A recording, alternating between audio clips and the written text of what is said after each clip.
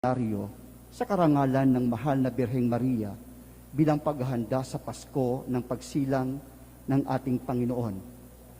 Ang mamumuno po sa banal na misang ito ay si Reverend Father Daniel Estacio. Magsitayo po ang lahat.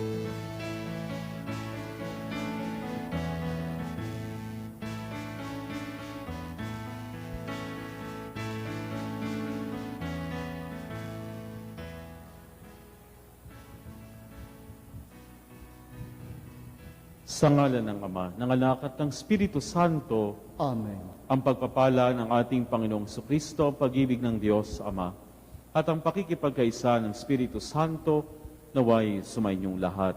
At sumayo rin. Magandang gabi po sa inyong lahat. Magandang gabi po, Mga Father. kapatid, tayo ngayon nasa ikadalawang gabi na ng ating simbang gabi. Magandang gabi po sa inyong lahat. Magandang gabi po, Father. Palakpakan natin ang Panginoon. At siyempre, pakibati ang inyong katabi ng good evening. Sa mga nasa kanilang tahanan ngayon, no, naka-live pa rin po tayo ngayon kasi nagkaroon ng problema yung live natin kaninang 7:30, kaya tinuloy natin ngayong alas 9 na misa natin. No? Kaya sa mga nasa kanilang tahanan, magandang gabi po sa inyong lahat. Pakitanong naman sa katabi ng malakas, sabi mo sa kanya, kapatid, nakadalawa ka na ba? Sapagkat ngayon ang ikalawang simbang gabi, sino dito ang nakadalawang simbang gabi na? Pumalakpak ng malakas. Ayan nakadalawa na kayo, may 7 pa. Sino naman ang ngayon pa lang yung una nilang simbang gabi, pumalakpak ng malakas? Abay, meron pa rin, ano? O, sige po. Ang pinagninilayan natin, ngayon buong simbang gabi, sabi ko nga sa inyo kagabi, ang salitang pandemya. Sapagkat kakaiba ang ating simbang gabi ngayon, nasa loob tayo ng pandemya. Kaya pag nilayan natin ang salitang pandemya at bigyan natin ng mga kahulugan na nagpapakita ng dapat nating disposisyon sa ating puso at sa ating buhay. Unang letter P. Sabi kagabi, anong letter P? Pananampalatayang matatag. Ngayon naman, letter A. Letter A is asahan ang pagliligtas ng Panginoon. Sabi nyo nga, asahan ang pagliligtas ng Panginoon. Naalala ko yung kwento. Meron daw isang lay minister. Ano ba yung lay minister? Yung tagabigay ng communion. At itong lay minister na ito masipag. Linggo-linggo nagsiserve. At meron siyang pananampalatayang matatag. Kaya ang kanyang sinasabi palagi, Hindi ako pababayaan ng Diyos. Anumang kapahamakan, ililigtas ako ng Diyos. Minsan, merong darating na malakas na bagyo. Ang bahay ng lay minister na ito sa probinsya ay malapit sa ilog. Kaya may tendencing umapaw ang ilog. Kaya isang araw, bago dumating ang malakas na bagyo, ang barangay ay nagpunta sa mga bahay-bahay na malapit sa ilog. Pinalilikas sila. Kaya sabi ng lay minister, ay, okay lang ako, hindi po ako lilikas kasi alam ko, ililigtas ako ng Diyos. Eto na, dumating ang bagyong malakas. Sa sobrang lakas ng bagyot ng ulan, umapaw ang tubig ng ilog. Hanggang sa bahay ng lay minister, hanggang dibdib na yung tubig. Kaya dasal siya ng dasal, Panginoon, alam ko hindi mo ako pababayaan. Maya-maya, yung rescue team, nag-iikot na sa lugar para i-rescue kung may naiwan pang tao doon. Nakita siya. Meron dalang rubber boat, nakasakay sa rubber boat. Sabi sa kanya, Manong, sakay, bilis! Ang sabi niya, kayo na lang, sapagkat ililigtas ako ng Diyos. Kahit anong pilit sa kanya, ayaw niyang sumama. O eto na, tumaas lalo ang tubig. Naging hanggang bubong na, kaya akyat siya sa bubong. Kung nasa bubong na siya, eto na, lubog na lahat ng mga bahay. May dumating na helicopter na mga sundalo. Nakita siya, sinigawan siya, Manong, sakay na dito. Ihagis namin yung lubid. Sabi ni Manong, kayo na lang. Naniniwala akong ililigtas ako ng Diyos. Maya-maya, lalong tumaas ang tubig, lumubog siya hanggang nalunod. Sa madaling salita, dead ball, namatay si lay minister. At dahil siya lay minister, humarap siya sa Diyos, yung kanyang kaluluwa. Sabi niya, Panginoon, lay minister pa naman ako. Linggo-linggo ako nagsisimba, nagsiserve, nagbibigay ng komunyon, at meron akong pananampalatayang matatag. Sabi ni Father Daniel, pananampalatayang matatag. Pero Panginoon, bakit hindi mo ako niligtas? Namatay tuloy ako. Sabi ng Panginoon, Kuya, ilang beses akong nag-try iligtas ka. Ha? Paano po yun? Sabi ng Panginoon, di ba, isang araw bago dumating ang bagyo, naging instrumento ko para iligtas ka. Yung mga barangay na opisyal, para palikasin ka na kasi darating ang malakas na bagyo. Anong ginawa mo? Hindi ka nakinig. Eto pa, nung hanggang dibdib na ang tubig, ginamit kong instrumento ang mga rescue team na nasa rubber boat para iligtas kita. Anong ginawa mo? Hindi ka nakinig. Eto pa, nung nandun ka na sa babaw ng bubong, ginamit kong instrumento ang mga sundalo para iligtas ka sa helicopter. Hindi ka nakinig. Ano nangyari? Namatay ka tuloy. Tinulungan kita, pero pinagwalang bahala mo. Kaya di ko na problema yon. Mga kapatid, sa ikalawang gabi ng ating simbang gabi, asahan ang pagliligtas ng Diyos. Sapagkat sa pagliligtas sa atin ng Diyos, marami siyang pwedeng gamitin. Pwedeng tao, pwedeng bagay, at pwedeng mga pangyayari sa ating buhay para ipahatid sa atin ang mensahe ng kanyang kaligtasan. Kaya nga sa ating ebanghelyo, nakinig natin yung kwento, ando puro mga pangalan. Yan yung pamilya ni Jesus. Si Jesus, yung nakikita dyan, pumasok sa istorya ng sangkatauhan, naging tao siya. At ang bahagi ng kanyang pamilya, yung mga ibang tao dyan, mga makasalanan, meron dyan prostitute, ninuno ni Jesus. Pero dumating ang kaligtasan sa pamamagitan ni Jesus. Asahan ng pagliligtas ng Diyos. At ang kaligtasan saan? Una, para sa ating lahat, pagliligtas laban sa kasalanan.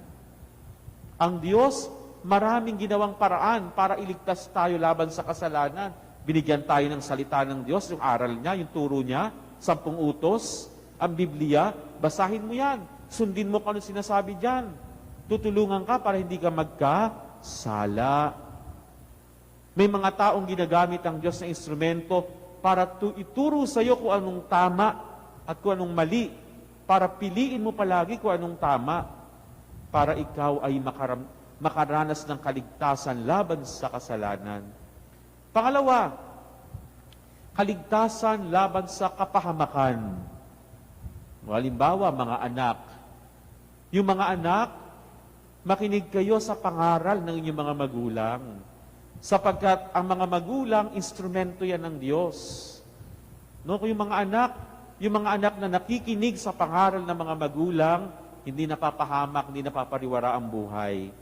Pero mga anak na hindi nakikinig sa mga pangaral ng mga magulang, napapahamak. Di ba mga magulang, minsan sinasabi nyo, ayan kasi, napahamak ka kasi di ka nakinig sa akin. O halimbawa, sa kalsada, may mga enforcer, no? Yung mga sa traffic enforcer, may mga traffic lights. Para saan yan? Para siguraduhin, ligtas ang lahat sa kalsada. Eh, hindi ka sumunod. Ano nangyari? Nadisgrasya. Kaya ang Diyos gumagamit ng mga kasangkapan, instrumento, tao, bagay, pangyayari para ihatid sa atin ang kaligtasan. O ito pa, kaligtasan laban sa karamdaman. Pwede rin yan. Ang mga doktor, ginagamit ng Diyos na instrumento para ituro sa atin kung anong dapat kainin, ano wag mong kakainin, anong dapat mong inumin, etc. Lalo na ngayong panahon ng pandemya, yung mga health and safety protocols natin, yan po ay based sa recommendations ng mga doktor. Face mask, face shield, physical distancing. Hindi yan gawa-gawa lang. Yan ay pamamaraan para makaiwas tayo sa karamdaman. Kung hindi tayo susunod, hindi pwedeng sabihin natin, tanggalin ko na yung face mask ko, tanggalin ko na yung face shield ko, kahit saan ako pumunta. Alam ko, ililigtas ako ng Diyos. Hindi ganon. Kailangan makinig tayo sapagkat ang Diyos gumagamit ng mga instrumento, tao, pangyayari, bagay, para makamtan natin ang kaligtasan. Kaligtasan mula sa kasalanan, kaligtasan mula sa kapahamakan, at kaligtasan mula sa karamdaman. Kaya sa ikalawang gabi ng ating misa, simbang gabi, letter A, asahan ang pagliligtas ng Panginoon. Kaya yan ang ating maging dasal ngayong gabi. Panginoon, iligtas mo po kami laban sa kasalanan, laban sa kapahamakan, at higit sa lahat, laban sa karamdaman na dulot ng coronavirus. Amen? Palakpakan natin, Panginoon.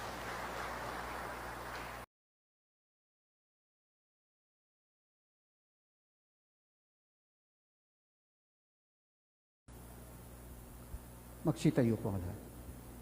Para sa kanilang mga tahanan na kasabay natin sa pagdiriwang ng misa online, hindi man ninyo matanggap ang katawan ni Kristo physically, pero tatanggapin siya spiritually. Kaya ating darasalin ang Act of Spiritual Communion Prayer.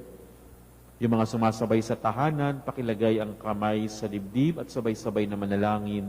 Panginoong Jesus, Panginoong Jesus, ako ay naniniwala ako ay naniniwala na ikaw ay nasa kabanal-banalang sakramento. na ikaw ay nasa kabanal-banalang sakramento. Iniibig kita ng higit sa lahat. Iniibig kita ng higit sa lahat. At binimithi kong tanggapin ka sa aking kaluluwa. At minimithi kong tanggapin ka sa aking kaluluwa. Sapagkat sa mga sandaling ito'y Sapagkat sa mga sandaling ito'y hindi kita matatanggap sa sakramento. hindi kita matatanggap sa sakramento. Tumuli ka sa Espiritu sa aking puso. Tumuloy ka sa Espiritu sa aking puso. Niyayakap kita. Niyayakap kita. Na para bagang naririto ka na. Na para bagang naririto ka na. At iniaalay ko ng buong buo At iniaalay ko ng buong buo ang aking sarili sa iyo. ang aking sarili sa iyo. Huwag mong hayaang mawalay ako sa iyo. Huwag mong hayaang mawali ako sa iyo.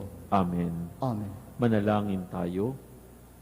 Ama naming mapagmahal, sa pagsasalo namin sa banal na pakikinabang, Ang iyong kagandahang loob ay aming hinihiling upang ang pagpaparangal namin sa mahal na Birhen at pagtulad namin sa Kanya'y magpagindapat na aming paglingkuran ng pagganap sa kaloob mong kaligtasan sa pamamagitan ni Yesu Kristo kasama ng Espiritu Santo magpasawalang hanggan. Amen. Muli mga kapatid, para po sa ating kaligtasan, patuloy pa po nating sundin ang ating mga health and safety protocols. Pag magsisimba, lagi magsuot ng face mask at face shield. Magdala ng ballpen para sa pagsagot sa contact form. Yung ating mga contact form ay pakilagay lamang po mamaya sa mga boxes, sa mga exits. And then, panatilihin po yung physical distancing, lalo tigit sa mga nasa labas ng simbahan. At maaari po kayo magdala ng payong sapagkat para maging handa tayo anytime kung sakasakaling uulan para mapanatili pa rin ang physical distancing kung sakasakaling uulan. Muli ay sa ikalawang gabi ng ating simbang gabi. Letter A. Ano yung kagabi letter P? Pananampalatayang matatag. Ngayon naman, letter A, asahan ang pagliligtas ng Panginoon. Next letter, letter N. Bukas na yan ng gabi. Surprise, no?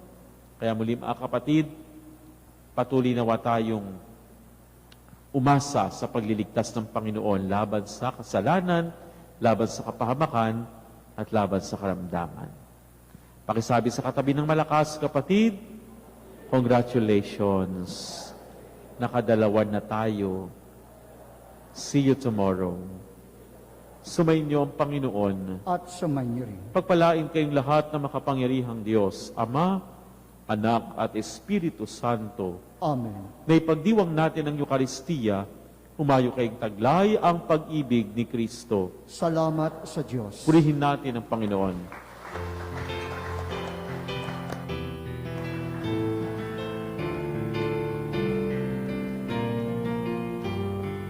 Walang araw ang iwanan, matatanaw ang ulan.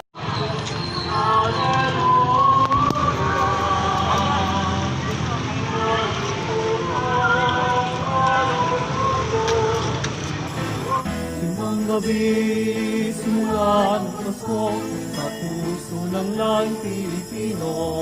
Siyang nagabi kaming bumibisig, sa tugtog ng kampanang walang tigil. Maaga kami kinabukasan, lalakad kami ng kay-langkay. Pabatiin ang ninong at ninang ng maligayang Pasko po at halikan kamay. Lahat kami, simula ng Pasko, sa puso ng laing Pilipino. Siyang nagbi kami gumigising, sa tugtog ng kampanang walang tigil.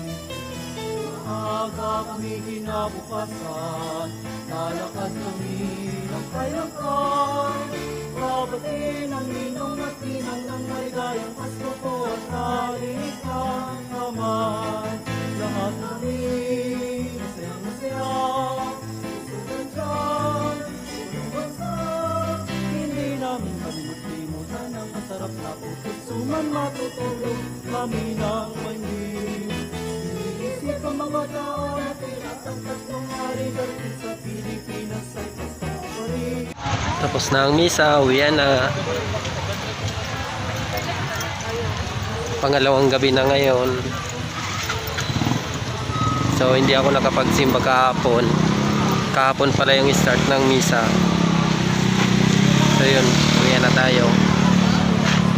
Ang start ng misa 6 PM, tapos sunod 7 PM, sunod 9 PM.